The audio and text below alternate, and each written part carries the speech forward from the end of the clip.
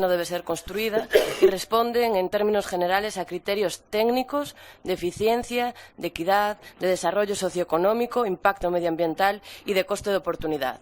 En primer lugar, la A76 no se justifica y nunca lo ha hecho técnicamente, ya que el aforo del actual Nacional 120 no alcanza el umbral mínimo para pensar la construcción de una autovía paralela. María. Debe ir no ADN un pouco non dos nacionalistas e dos rupturistas ese, digamos, pechar Galicia, facela absolutamente aillada do resto do mundo, porque claro, eu recordo con estas declaracións aquela navallada cando se facía a autopista do Atlántico e seguimos na mesma dialéctica, ou seja, calquera infraestructura que se haga neste... Bueno, sí, podemos entrar nese debate se a moderadora nos deixa, pero seguimos na mesma textura, calquera infraestructura que se haga en este país, ou seja, o feito de que un partido político a queira paralizar di moito dese partido político, cando a esencia realmente pola periferia que tuvo sempre Galicia é estar canto máis comunicada en este ámbito cando se trata de unha zona do interior de Galicia que ten serias deficiencias de comunicación co resto, non só de España, sino co resto de Galicia. Por tanto, bueno, un elemento máis dun discurso bello, atrasado e que non está a favor para nada dos intereses de Galicia. A ver, Pepe. Na parte que falta do vídeo, precisamente, Alexandra Fernández plantexaba dúas alternativas.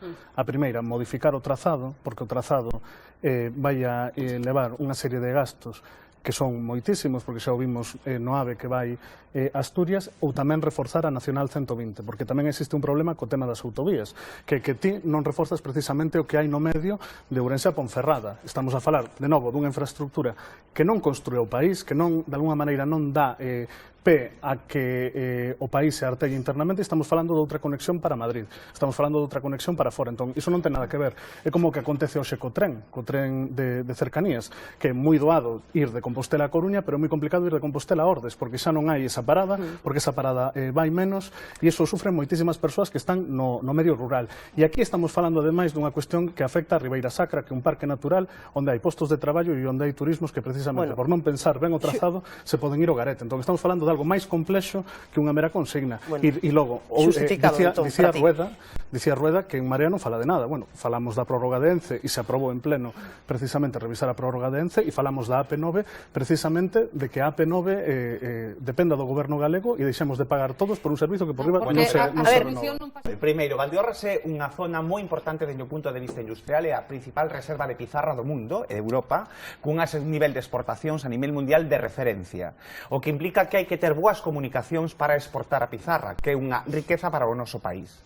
Valdeorras ten moi mal, Lemos, a comarca de Lemos, no sur de Lugo, teñen moi malas comunicacións. E só me gustaría que foras ali e os habitantes do Barco, da Rúa, de Rubiá, lle explicaras a posición de Anova e de En Marea e de todo este grupo de que en contra de que haxe unha autovía que comunique o Bierzo, Valdeorras e Lemos con Ourense e logo con Santiago, e tamén que sirva para trasladar a pizarra cara a Europa e cara aos mercados europeos que son os principais clientes de Valdeorras. Creo que isto non se pode soster, o que di Alexandra Fernández. Ter que abordar o tema tan brevemente, Pepe, pero porque houve unha alusión directa, se queres decir algo rapidamente. A pizarra de Valdeorras era boísima, pero cando fixeron a Cidade da Cultura foron a buscar a Brasil. Entón, este tipo de criterios son moi peregrinos, e eu insisto, quero dicir, como os de Brasil compran a pizarra galega.